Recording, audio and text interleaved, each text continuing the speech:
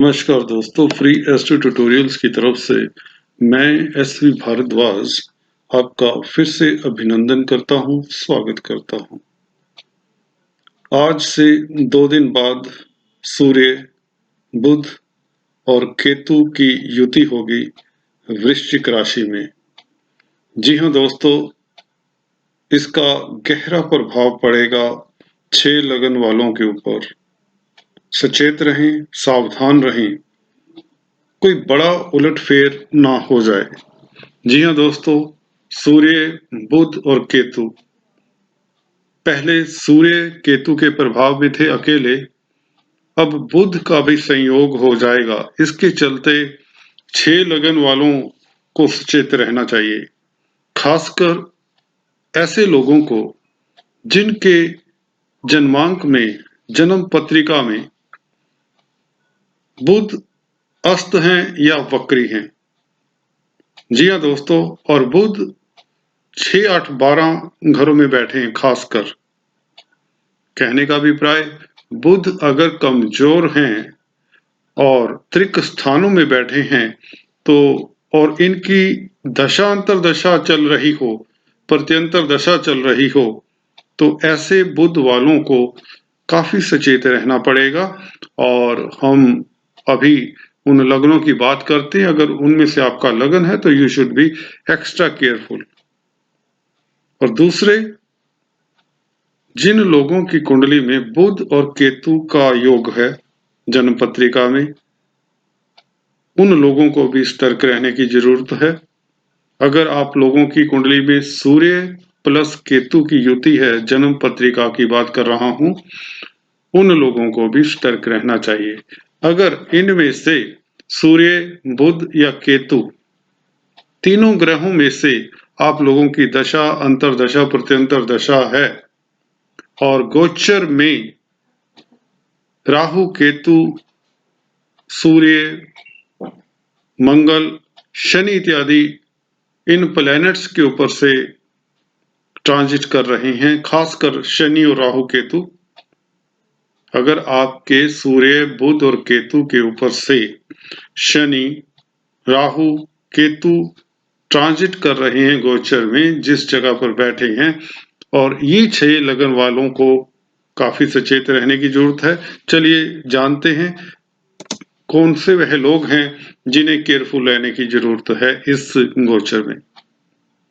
2 दिन बाद 28 तारीख को यह कॉम्बिनेशन बनेगा आपके अष्टम स्थान में, मेष लगन वालों।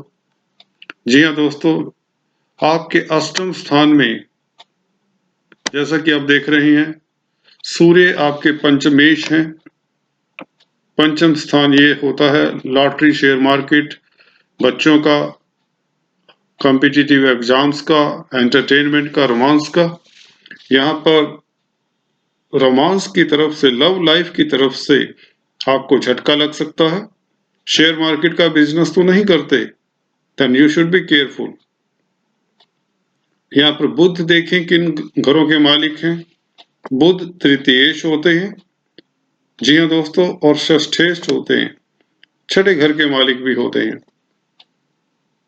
बुध तृतीयेश होकर आपके हौसलों को पस्त करते हैं, कॉन्फिडेंस को, आत्मबल को डाउन करते हैं, क्योंकि केतु के साथ सूर्य और बुध दोनों ही प्रताड़ित हो जाते हैं। बुआ, बहन, बेटी, मामा, मासी पक्ष से अशुभ समाचार मिलने के योग बना रहा है ये कॉम्बिनेशन। और बुध दोस्तों जब तक यहाँ पर रहेंगे, ये रहेंगे 17 दिसंबर तक। जी हाँ दोस्तों, 17 दिसंबर तक you should B extra cautious. दुश्मनों से सतर्क रहें, कर्जा मत लें क्योंकि छठे घर के मालिक भी हैं और अष्टम में बैठे हैं। अज्ञात शत्रु आपका फायदा उठा सकता है। बिजनेस में व्यापारी वर्ग हैं तो यू शुड बी केयरफुल। अपनी वाणी को सतर्कता से इस्तेमाल करें, अपने शब्दों का होशियारी से इस्तेमाल करें, गुस्सा मत करें, किसी से झगड़े मत। गवर्नमेंट तंत्र से सतर्क रहें। अगर आपका कोर्ट कचहरी का मसला है, you should B extra careful. पिता की सेहत का भी ख्याल रखना जरूरी हो जाता है, क्योंकि सन इज द कारका ऑफ फादर। अष्टम स्थान में केतु के साथ दिक्कत दे सकता है सूर्य। जी हाँ, सूर्य को दिक्कत हो सकती है। बच्चों के भी कारक हैं, तो बच्चों की सेहत की आपको चिंता होनी चाहिए, या यूं कहें बच्चों की संगति कैसी है उसके प्रति you should B extra careful. ध्यान रखने की जरूरत है। शेयर मार्केट वालों को बिजनेस इस वक्त बिल्कुल नहीं करना चाहिए, कोई इन्वेस्टमेंट नहीं करनी चाहिए, उसमें डाउनफॉल होने के पूरे योग बनते हैं। जी हाँ दोस्तों, इसके लिए करें क्या? आपको बचने के लिए उपाय भी होते हैं दोस्तों। शास्त्रों में जो विधिवत उपाय बताए हैं वह आपके समक्ष रखता हूं। सबसे पहले आपको केतु को शांत करना चाहिए। केतु के लिए आप चींटियों को आटा और शुगर मिक्स करके दें, बुरा चीनी होती है, और साथ में सफेद काले तिल आधा आधा किलो मिक्स करके जल में प्रवाहित कर दें। बुधवार के दिन पक्षियों को बाजरा खिलाएं, हरी सब्जियों का दान करें, सूर्य के मंत्रों का जाप करें, आदित्य हृदय स्तोत्र का जाप करें, यह शुभ रहेगा। और व्यापारी वर्ग हो, कोई भी जन साधारण हो, अगर यह उपाय करता है तो उसे लाभान्वित होता है और इस तरह के प्रॉब्लम्स से, दिक्कतों से उभर सकता है, काफी हद तक बच सकता है। अभी बात करते हैं मिथुन लग्न तथा मिथुन राशि की। अगर आप लोगों की बुध की दशा है, सूर्य की या केतु की, आप लोगों को भी सतर्क रहना चाहिए। और खासकर जैसा कि शुरुआत में बताया, स्टूडेंट्स शुड नोट केयरफुली, ध्यान से सुने, ये सूत्र है, ये सारा वीडियो ही स्टूडेंट्स के लिए बनाया गया है बेसिकली। इसमें जो मेरे स्टूडेंट्स हैं, सब्सक्राइबर्स हैं, यंग एस्ट्रोलॉजर्स जो जुड़ रहे हैं व्हाट्सएप के माध्यम से, मुझे जो कमेंट्स करते हैं और अदरवाइज कमेंट्स करते हैं यूट्यूब पे, मैं उसका शुक्रगुजार हूं। आप मोटिवेट करते हैं और उसमें इम्प्रोवाइज करने के लिए, इम्प्रूव करने के लिए भी बताते रहते हैं, तो I am grateful to you. और आपके सब्सक्रिप्शन के लिए भी I am grateful to you. और इस वीडियो को भी सब्सक्राइब करना मत भूलें। तो हम बात कर रहे थे सिक्स्थ हाउस में लग्नेश और फोर्थ लॉर्ड होते हैं। यहाँ पर ये राशि पड़ती है कन्या राशि, और बुध फोर्थ लॉर्ड जब दोस्तों सिक्स्थ हाउस में आ जाता है, प्रताड़ित है केतु से। हालांकि बुध यहाँ पर बली होते हैं, पर फिर भी केतु यहाँ पर काम कर जाते हैं अपना।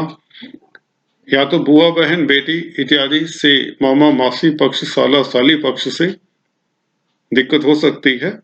अगर आप पेट्स का, जानवरों का कोई जो पेट्स होते हैं, एनिमल्स, डॉग्स, कैट्स इत्यादि, बर्ड्स का कोई कारोबार करते हैं तो भी आपको दिक्कत हो सकती है। सूर्य यहाँ पर तृतीय स्थान के मालिक हैं, छोटे भाई बहनों के मालिक हुए, गवर्नमेंट तंत्र के कारक हुए, फादर के कारक हुए, तो इन सभी को दिक्कत हो सकती है। जी हाँ दोस्तों, अगर आप प्रॉपर्टी का बिजनेस करते हैं, इन्वेस्ट करना चाहते हैं, तो अभी इन्वेस्ट मत करें। एंसेस्ट्रल प्रॉपर्टी के विवाद को अभी मत छेड़ें। जी हाँ दोस्तों, 17 दिसंबर तक आपको सतर्क रहना है और केतु और सूर्य के उपाय करते रहें। जैसा कि मैंने मेष लगन के जब अभी राशिफल शुरू में बताया, उसमें उपाय बताए हैं, आप उसे सुन सकते हैं।